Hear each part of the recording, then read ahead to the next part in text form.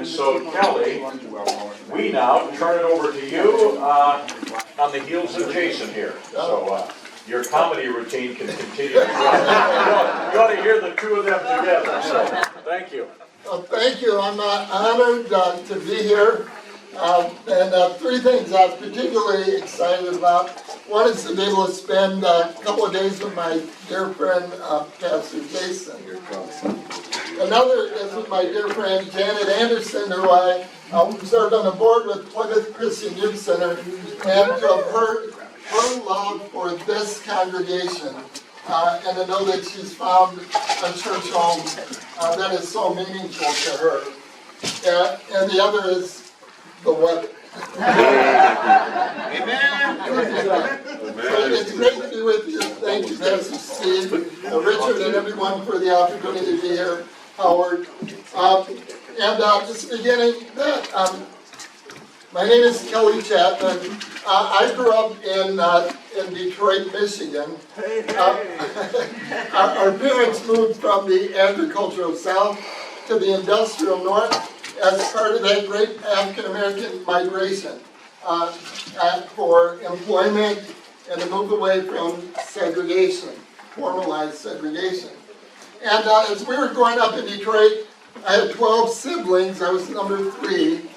And our parents didn't go to church except on Easter, as they were in a new land and finding their way. And they were devoutly Christian people. But my father had a rule that if we wanted to go to the movies as children, we had to go to church. And so as children growing up, we thought of going to church as taking a dive. It's what you had to do in order to get what you really wanted. So I grew up, I wasn't particularly religious, but my family moved to a new neighborhood in Detroit, and I was sitting in 7th grade, and I was listening to a boy named Willie Woods as he was describing how pretty the girls were in his Sunday school. And I wasn't very religious, but when Willie was describing the girls, I felt a conversion coming.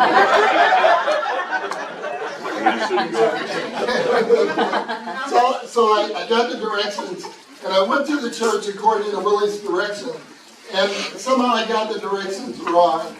And I wound up at this church in this wonderful neighborhood in Detroit. And the neighborhood was called Indian Village. And the church was a beautiful building. I saw a sign that said Christ Iroquois Lutheran Church. I didn't have a clue what a Lutheran was, but according to Willie's directions, that was the church.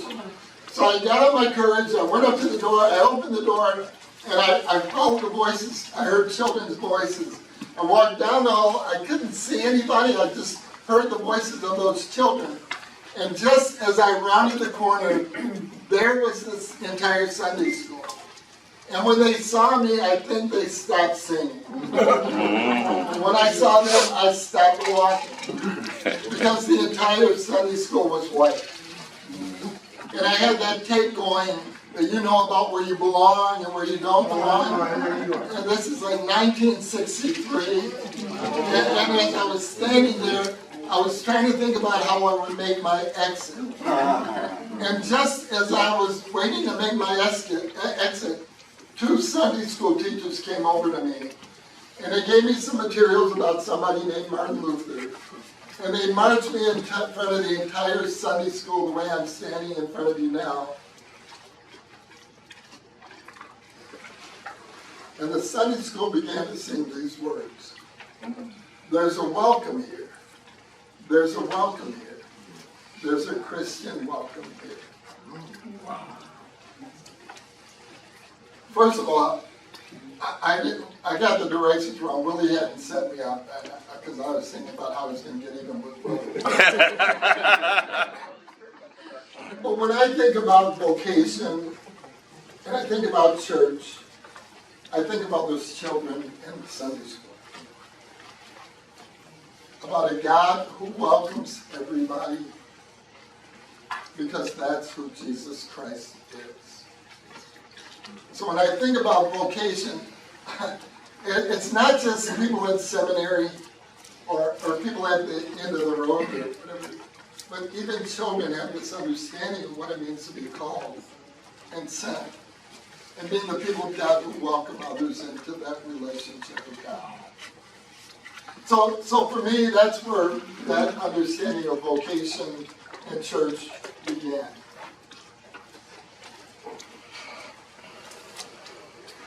I serve a congregation. Redeemer Lutheran Church is 112 years old.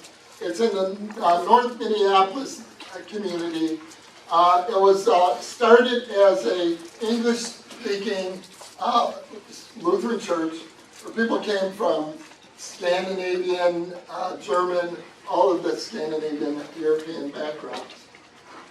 And the church was a thriving church through the 50s. They had so many children. They tell the story about how they had Sunday school in the boiler room because they ran out of space.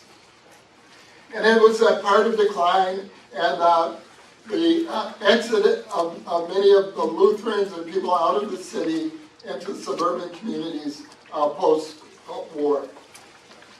And so in 1990, as the church was declining, and they were deciding on whether they were going to close or not, there's a remnant of the congregation that said, no, we're not closing, we're going to be here. But if we're going to be here, we're going to be a part of this neighborhood, this community. And so that remnant of the congregation did a survey of the neighborhood and asked the neighborhood what did the neighborhood want. The neighborhood said that they wanted more youth development, more employment, and more affordable housing.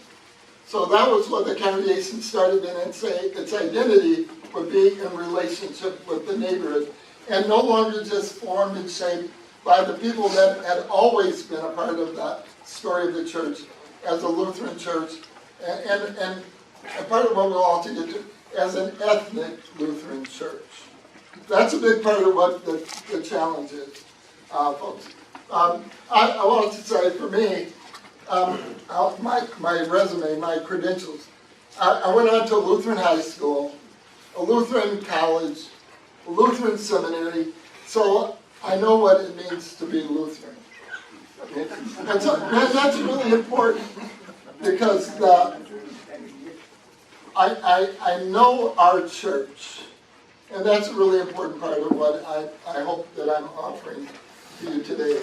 I graduated from Gettysburg Seminary, and I was called and ordained at Augustana Lutheran Church in Portland, Oregon. And I worked, 5 years I was director of youth ministries for the ELCA. And I've been a Redeemer for 20 years now. Redeemer then started in 1998, Redeemer Center for Life, as a nonprofit in fulfillment of the congregation's mission to be a beacon of hope in the neighborhood. That would be one of the things that I would say that attracted me to Redeemer, is having a mission statement that states clearly who we are as a congregation and how we live our faith as a people of God. And that mission statement is what attracted me to Redeemer. I love the neighborhood that it is. It's a neighborhood that is 39% African American, 25% white, and about 17% Southeast Asian, largely Hmong and Lao. And so the nonprofit has built a restaurant in the neighborhood called Milda's Cafe. Milda was a member of the congregation, Finnish woman, and she had a restaurant in her neighborhood. It's been an anchor in the neighborhood for more than 50 years. We have 27 housing units, and often I have occasion when I go to the restaurant and there's Janet having breakfast with Ann Long, who is the director of this amazing program called Plymouth Christian Youth Center that Ann and I served on the board together. And then Venture North is a bike and coffee shop that we have that has been in the neighborhood 8 years now. We started it to have employment opportunities for young people, where there are limited opportunities for jobs in North Minneapolis, which is very different if you go out to the suburban communities where there's the McDonald's and all the fast food. And those are places where a lot of young people learn what it means to have a job, to be expected to be on time, be someplace on time. All of those things are job skills that if you don't get those when you're young, it's delayed and you're behind the 8 ball already because other people are so far advanced in those skill set. So I'm trying, maybe I need to say, what am I, when you answer the question, who are we? For me, that's the answer. But I also say that those children in that Sunday school, when I walk in the doors, those children answer that question, who we are. We are God's welcome, and you're welcome here.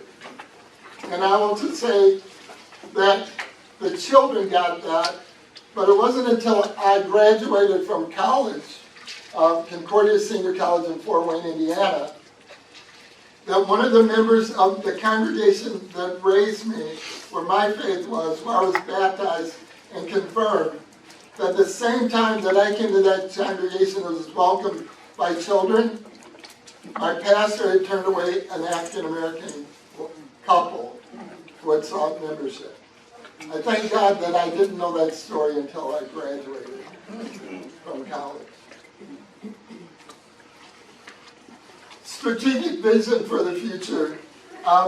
So we talked yesterday, some of us, about a strategic mission for the, so Redeemer's mission is to be a beacon of hope to the neighborhood.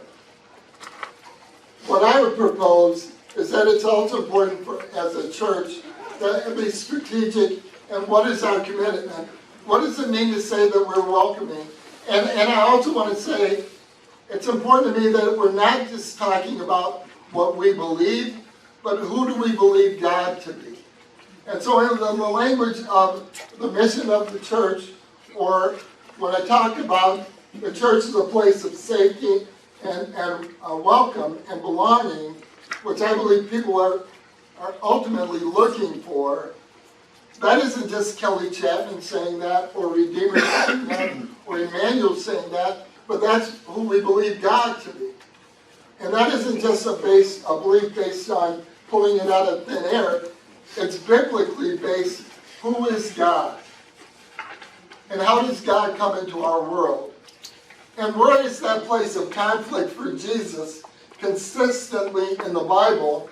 It's when God and Jesus comes and says, you're welcome as a woman who people would choose to stone, or you're welcome as children whom people would choose to reject, or welcome in all of those ways in biblical story.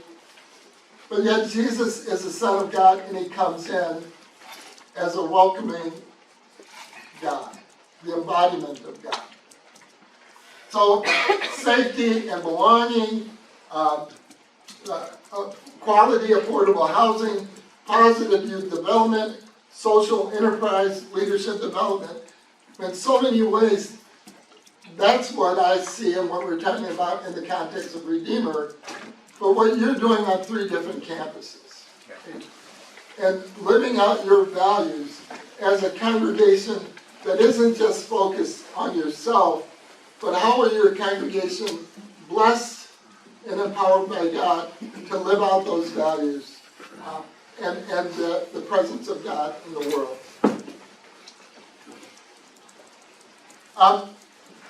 When I came to Redeemer, there was a popcorn shop that was across the street that had been closed. It was dormant. It was a really nice popcorn. I kept asking people, when is it open?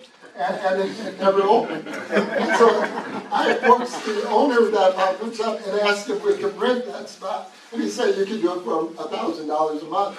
And I went to our council. I said, well, can we rent that popcorn shop for $1,000 a month? He said, yeah, if you come up with the money. Wow. We came up with the money, and the reason that was important is Redeemer, when I came, was about 35 people in worship. And we were defined living out our faith inside the walls of our sanctuary. And there was no real way that people were in relationship outside of the walls. So we opened up that popcorn shop, and we started doing youth programming out of the popcorn shop, and we renamed the popcorn shop the Peace Palace. There were 3 little girls who were in foster care living in the neighborhood. They were from Mexico. And one day, one of the little girls asked of our youth director, Sarah Olson, who's now a pastor, they asked Sarah, is this a church or a magical place? And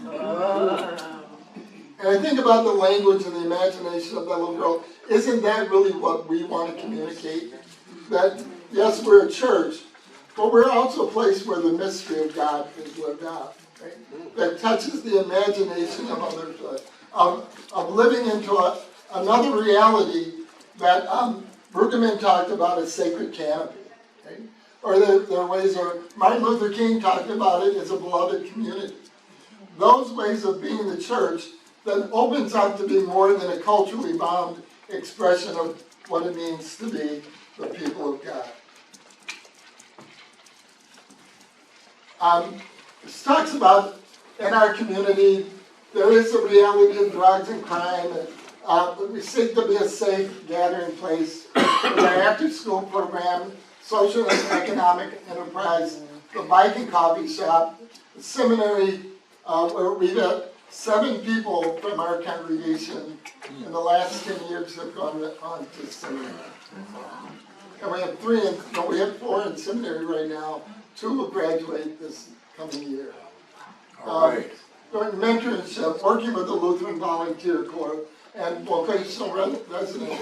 We have 15 young adults that are living in our community. And part of their rent is an exchange that they volunteer in the community 5 hours a week. And we're attracting those young people from St. Olaf College, Augsburg College,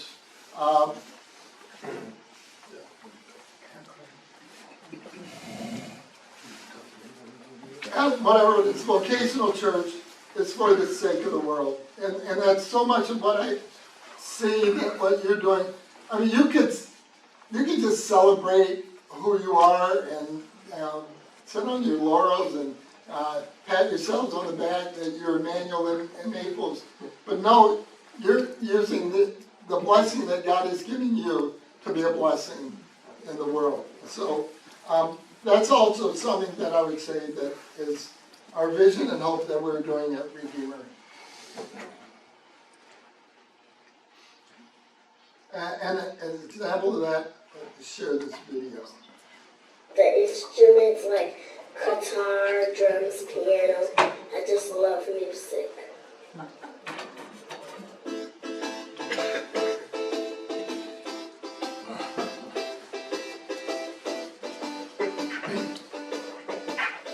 Redeemer Lutheran Church has been in the neighborhood for over 100 years. Redeemer Center for Life was started by the church in 1999. I get to serve as pastor of the congregation and director for the nonprofit Redeemer Center for Life that hosts a bike shop and a restaurant. It's been in the neighborhood for more than 40 years. Bread oven, housing. I've never been in a community that had so many things going on. We're all like family. Through the different youth programs, that Redeemer has, that I grew up with, we've been introduced to art, performing arts. That's the first step to being able to express yourself. Called RAP, which is Redeemer After School Program. Kids come in early, they can come prepare the meal and get in the kitchen and learn cooking skills. Then we eat the meal together, then we have a time of play and games, and then we have a teaching piece where we have speakers come in.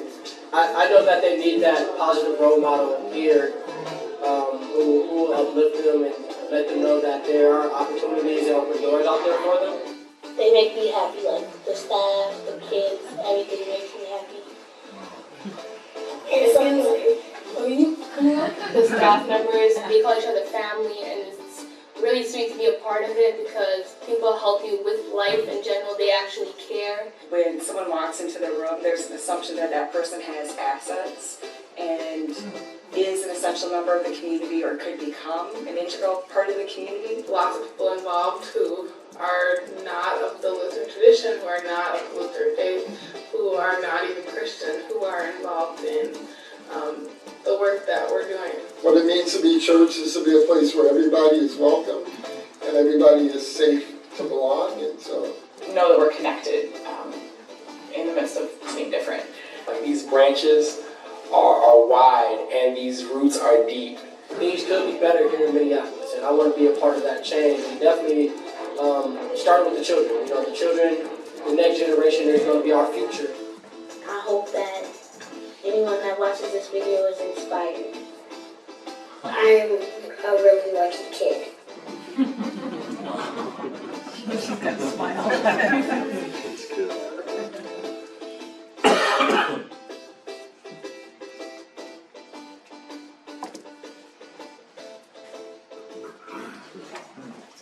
I'm glad I showed that video so I can stop talking. So I thought of a story. And then there's a girl named Star Hall who was one of our youth. She was in 7th grade. Her family moved further north, closer to Plymouth Christian Youth Center. And she was concerned about her and her brother who would be in the recreational center, late at night and just not at home. And so it turned out one day I heard that Star had been hit by a bullet. And it had lodged in her head. And when I heard about it, her parents didn't come to redeem her. And I heard about it and thought, well, I'm going to go visit in the hospital. And I was really concerned. I was afraid because I thought that when I saw her family, that they would be mad at God and they would take it out on me.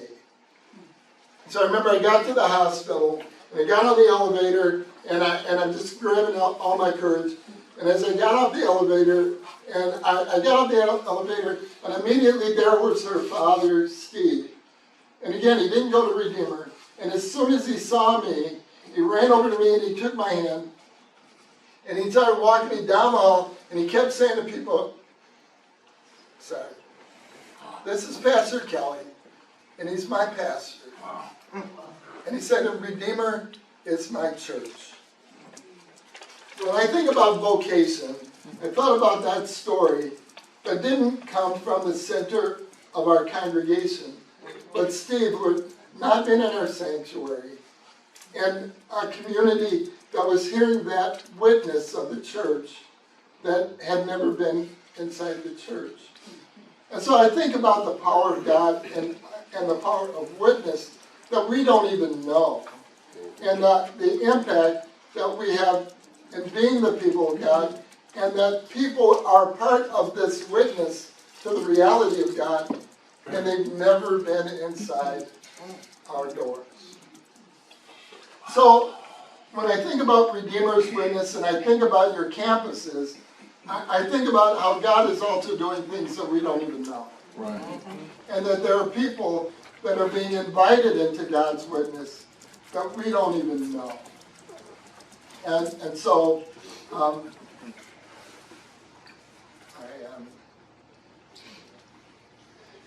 so the vocational church for the life of the world.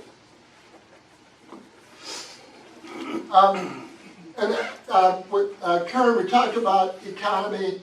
You've heard about worldview. And when I was in seminary in my clinical pastoral education in Washington, D.C., there was a gentleman named Dr. Edwin Nichols from the National Institute of Health, and he talked to us about worldview. And this has been really helpful for me, and I hope that this will be helpful for you. And he talked about worldview, and he said that for African American, Native American, Hispanic people, the dominant worldview is relationship. So how I feel in relationship to other people, how I feel in relationship to my environment is fundamental to how I feel about myself. Then he said that, and one worldview is not better than another worldview. Be really clear about that.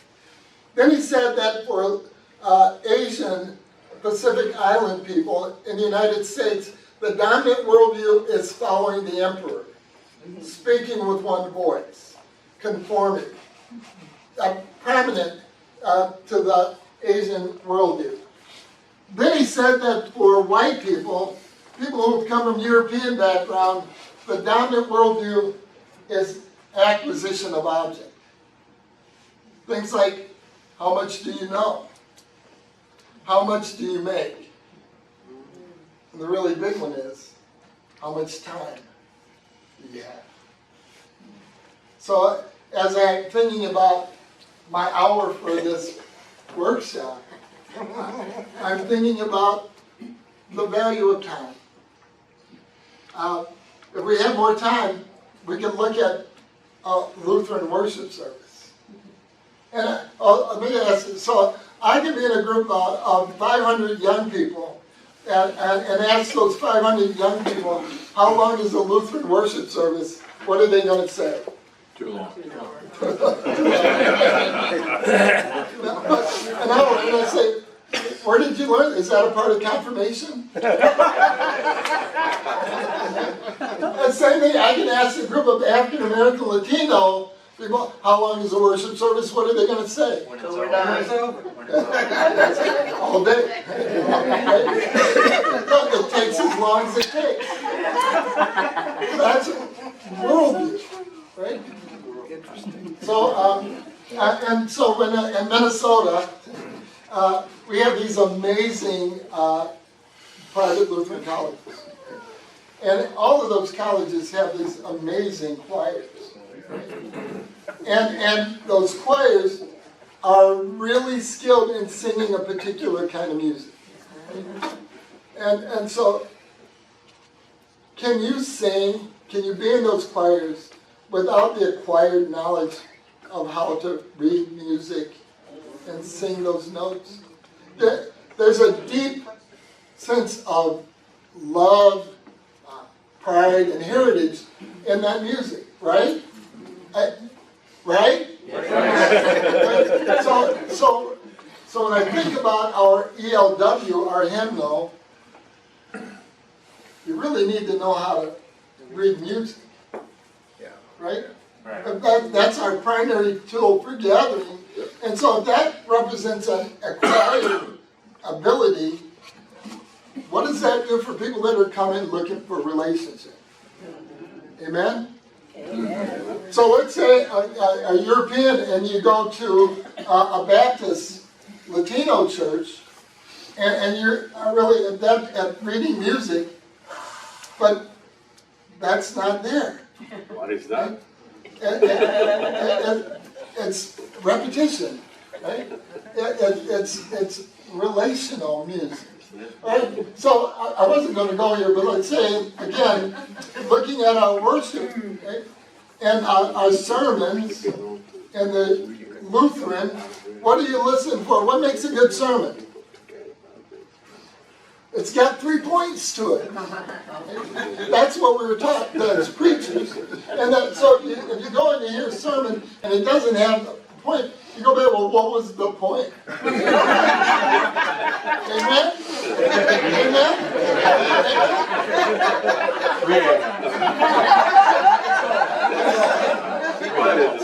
I can't wait to go back and tell everybody that I was here and I heard Pastor Jason get an amen. So the point about that is Sunday morning, and why it may be the most segregated hour of the week. It's people are looking for a reinforcement of a worldview, right? A cultural identity. I heard a seminary professor say, he didn't realize I was in the room, when he said it. He said our hymnals are forms of ancestry worship. If we want to be a church that is welcoming to everybody, it helps if we're conscious about the different worldviews. Right? And if we're inviting people in to be in a relationship, or inviting people in to assimilate. Okay, it got quiet in here all of a sudden. Profundity. So, relationship, feeling connected, feeling valued, a sense of belonging. Conformity, which is so, one more story. So I remember our after school program and primarily African American, and a couple of our African American children invited some Hmong children that came, and they were part of our after school program for a couple of weeks. And then one day I was downstairs and a parent, and one gentleman came in and he was like sweaty and really upset. And he said, I'm looking for my children. And he said who they were. And I just called him. He said, oh, it's okay. They're upstairs. And he just looked at me and he said, how could you? How could you have my children in your program and you didn't come and ask for my permission? I violated the respect for the elder. I didn't have a clue. So when we're talking about more than just being a generous church that extends and offers to other people, what does it mean to be a conscious church? To really be in relationship with others. To look at the inequity of, yeah, we want you in our church, but it's got to be on our terms. Right?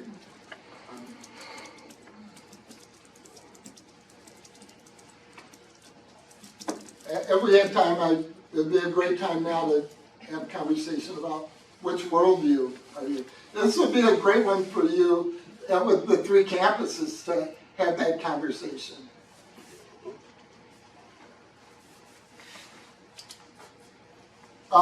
Membership. So when I came to Redeemer, and I thought that I was this big shot. You know, I've been the director of youth ministries for a denomination, 10,000 congregations. You know, I was all of that in a bag of chips. So when I took the call to Redeemer, and I'm preaching, and I'm looking out, and there's like 30 people, and I asked myself, well, what am I doing here? I got a salary, I got an education. What am I doing here? And in that conversation with God, said, I'm not the pastor of these 30 people in the pews. I'm the pastor of a neighborhood of 4,000. And I started to relate beyond the doors of the church. And that ministry has been a blessing, not just to Redeemer, but to the Lutheran Church. And that we're a church that welcomes everybody. One of the things, I have a voicemail right now that our state senator wants me to give him a call. I just say that in terms of, that's an indicator of not just being a congregation that's about 30 people, but for the sake of the entire neighborhood. Okay? And hopefully it goes beyond that as well. There's an organization called Sacred Spaces out of Philadelphia, and they do research, and they look at historical churches in terms of architecture. And their research says that 6 out of 10 people that come through the walls of a church, are the doors of a church, excuse me, are non-church members. So that means that probably 6 out of 10 people that come through the doors of Emmanuel are not members here. And if you look at all of your campuses, looking at how that research is even higher in your example.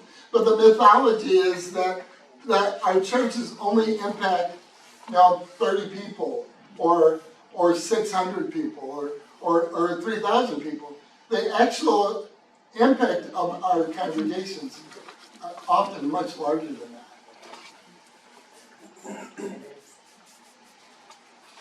I get another video.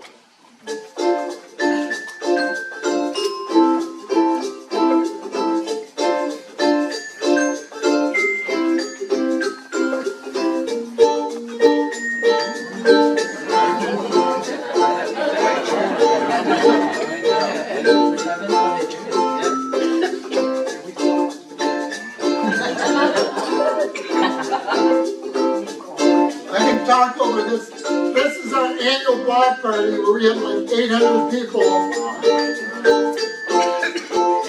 And it's part of our witness to our neighborhood. And the point of this is to be present outside of beyond the walls of our building.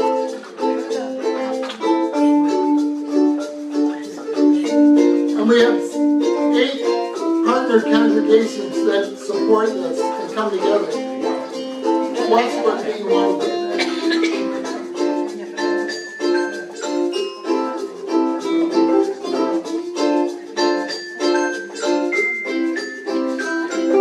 That's our senator, Bobby Chatmann.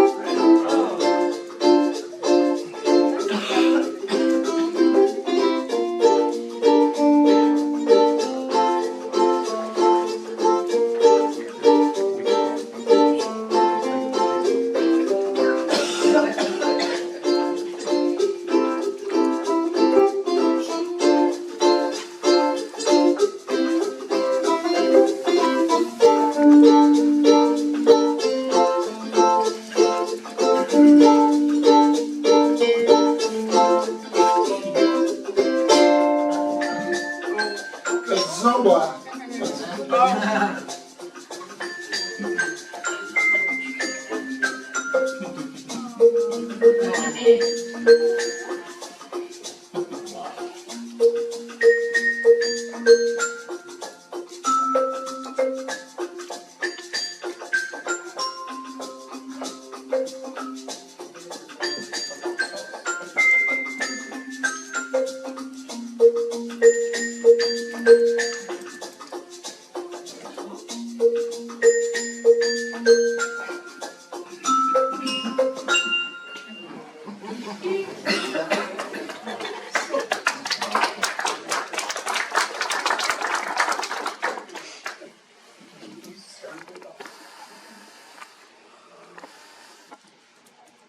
So I think I just open it up for questions now. I've got more slides, but our time might be better used if I respond to. Yes. First, the comment that I have is I love what you said about the 30 people in the pews, and you're actually the pastor of the 4,000 people in the neighborhood. What a tremendous outreach that is, and then to bring it home and these examples of it. It's just that it's a beautiful thing. Thank you. Thank you. What impact have you seen on the neighborhood itself? And I'm talking in terms of things like housing, people fixing up their houses, people cleaning up the streets, drugs on the streets, things like that. Have you had a measurable outcome with that? First, yes, very measurable impact on that. But even if we didn't have that measurable impact, the witness is just as important. And so the measurable impact is that gentrification is coming. Because we have done a great job of stabilizing the neighborhood, new investors are coming in. And so buying up houses, and unfortunately often that leads to the displacement of the people who are already living there because the value of the property is going on. There are more young people are moving into the community. When I told you the story about the Peace Palace, when the folks said, is this a church or a magical place? When that started, there were drug dealers that were openly happening right across the street. When they saw that the kids were coming into the Peace Palace, and then the parents, because they wanted to know what their children were up there, the children started coming to the church. The drug dealers moved out of the area. One of the things, the owner of the Peace Palace, African-American gentleman, it said, somebody asked him, why was he buying up properties in the neighborhood? Back then he said, so the Redeemer doesn't get it. Because he didn't see Redeemer in the interests of the neighborhood. He saw it as a church that was only invested in the history, the people that had historically been there. And so I started having coffee with him every week. And he wound up having his child baptized that weekend. So those stories, but it isn't about our measurable impact. I mean, it's wonderful that that's a part of it. But the real important part is the presence of God in the faith community in the neighborhood. Could I make just one, I spent a lot of my life in neighborhood revitalization and communities like this. That actually there's an interplay. That when there are less drugs on the street, when houses are no longer abandoned, when there's not trash on the sidewalks, people recognize the presence of God. And so those interplay very, very much. That's why we always focused on trying to get people spirit to revitalize, but also physically to demonstrate it. Yeah. And when I think about that, the presence of God, and as an example you're saying, that's also because the people are there. And people are living honored and honorable lives.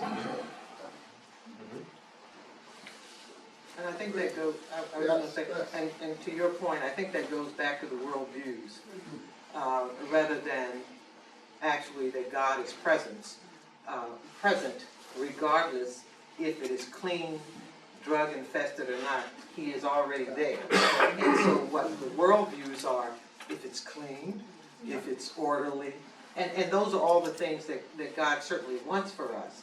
But he is, I think, what we're trying to do or say is we matter regardless of.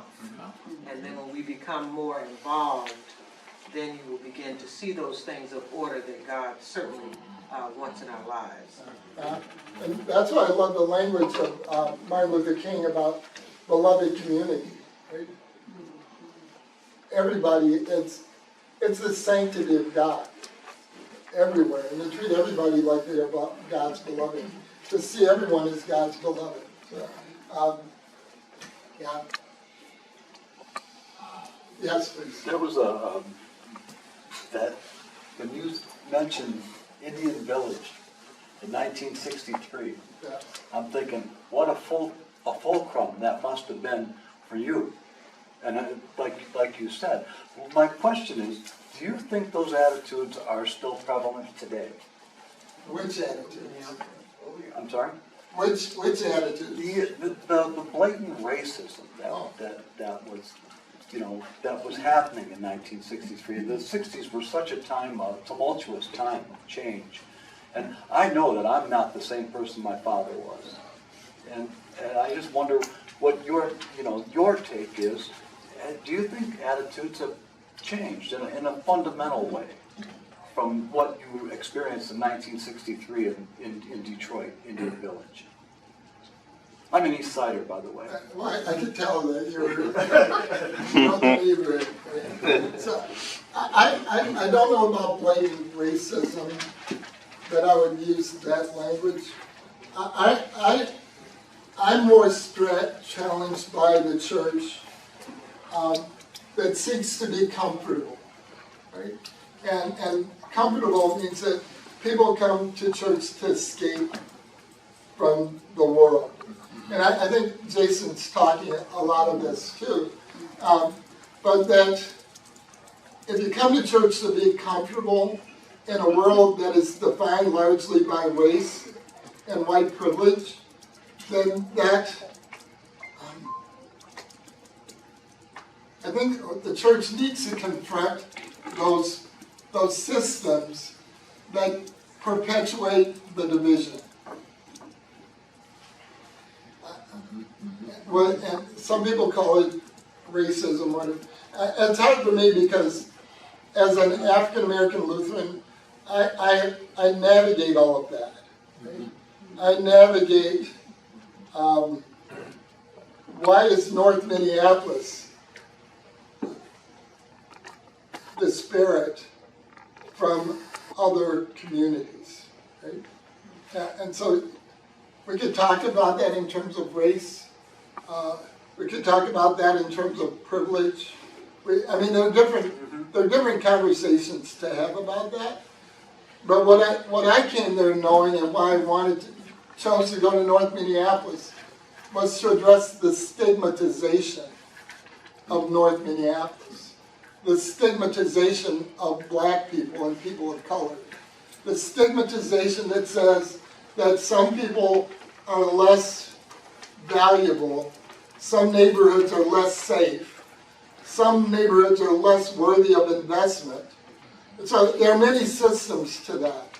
That in North Minneapolis, why are credit scores lower historically than other communities? I mean, so there are many layers.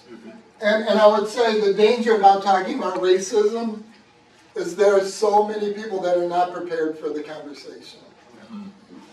And what it does, it goes into a place of guilt rather than into a conversation. Yes. Tell us about, you have 7 young people from your congregation in your neighborhood that have gone to the seminary. Tell us about that. Yeah. That's amazing. Yeah. Well, and those are just from the neighborhood. Yeah. There are other young people that are attracted to Redeemer out of college and just being a part of the lay ministry. Right? So it's like, it becomes like fertile ground for people imagining the church as a relevant church that is welcome for everybody. So the reason that I believe we have those 7 young people that are in seminary is that they have a pastor that looks like them, or a pastor in a congregation that treats them as beloved and their giftedness. So, and maybe the more important one is that there are young people that watch how we celebrate the giftedness of other people, and they're saying, oh, that's the church I can be a part of. That's the kind of leader that I would aspire to be. That it's not just about serving a system, but a God who creates systems. The other thing for me, I was thinking about in Jason's presentation, was that there was a point in my life when I said I give up on the church. I give up on worship. It doesn't have meaning. And there was a gentleman, I can't remember his name right now, he was a counselor in the DC area, and he said to me, the church is the most powerful institution in the world. And he went on to say, there's no other institution in the world that says it doesn't matter who you are, where you're from. The church is an institution that says everybody is welcome. And that's what the liturgy is. So when he framed it as that way about the power of inviting everybody in, there's no other institution that says that. And so I said, I'm in.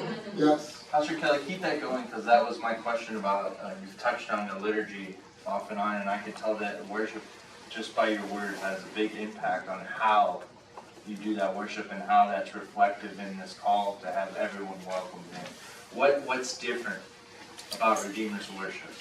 Okay. Last question. So it's not just our worship, but how worship is a reflection of how we live out our faith, our vocation. And so the liturgy, to me, is the work of the people. And so 2 examples. One example, there's a young man named David Shearer who's a member of our congregation.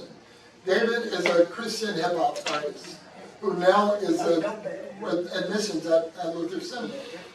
David, years ago, took the worship service from the Kyrie to the benediction, the beginning of the service to the end, and he translated it into hip-hop.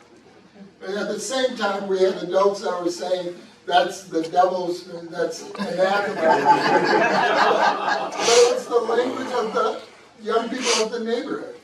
And he took that and he translated it, and he had the children pick out their favorite Bible verse and translate it into hip-hop. So utilizing the vernacular of the people in order that they have their expression of being the people of God. So that's one. The other Redeemer is everything we've talked about in terms of worldview, to try to have a liturgy, a worship service that has those different elements that different people can find themselves in. To not just have that ELW, which really you have to have a literacy that doesn't work for a lot of people with that hymnal. To use some of the hymns, but not use the hymnal. We're also blessed, we have an amazing pianist, and our vocal leader in the church is a young woman who has her degree in voice from the Berklee School of Music. And so she can translate that music and sing gospels, spirituals, or opera. And so we're really blessed by God to have that range. And so for Maundy Thursday, for the last 3 or 4 years, we do a worship service with Westwood, out at Westwood in St. Louis Park. It's an amazing worship service where our musicians and music folk and all of our congregation are integrated with the leadership of Westwood. And it's an amazing worship service. Mark Hansen, Bishop Emeritus of the ELCA, is one of our members. And so to have that and Mark Hansen preach, and again, to demythologize, that North Minneapolis, can anything good come out of North Minneapolis, right?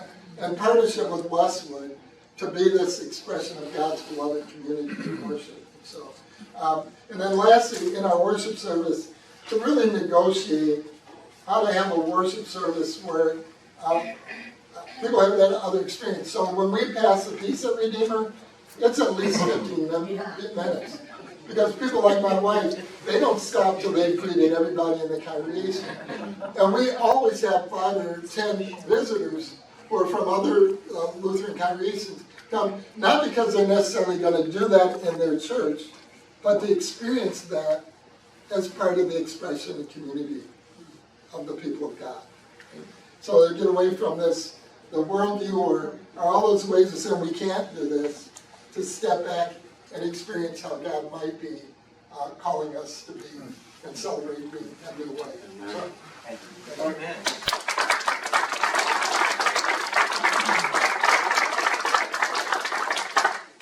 Sorry I had to stand up because I sensed there were more questions, but I think in Kelly's terms I was embracing my inner Anglo worldview. But we just appreciate, Jason, you and Kelly, being here and sharing very different stories about 2 very different congregations who are committed to this idea of vocation and the power that it's had in both places, which is just so inspiring for us. And also to know how well you work together is part of that. And so to send us on our way, Pastor Steve, could you not just pray for us, but what did you hear today? Kind of sum up what you heard. First of all, my mind's really exploding after this one. It really is Jason and Kelly.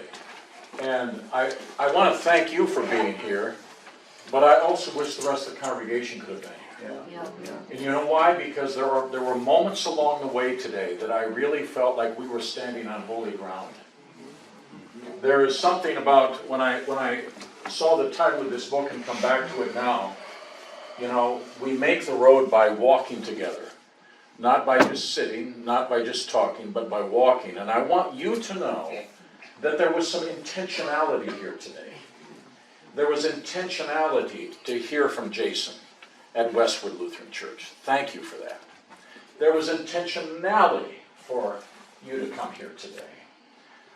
In some regards, I want to put a bigger canvas on that and just say that God drew you to us today because we need to be together. And there's a needed intentionality for our congregation if we're going to move into the areas and celebrate what is happening in some new ways, to be tied to others who are helping us learn and lead and progress into the days that are still unknown, but where the church still makes such a marvelous, life-changing, blessed addition to the lives of so many people.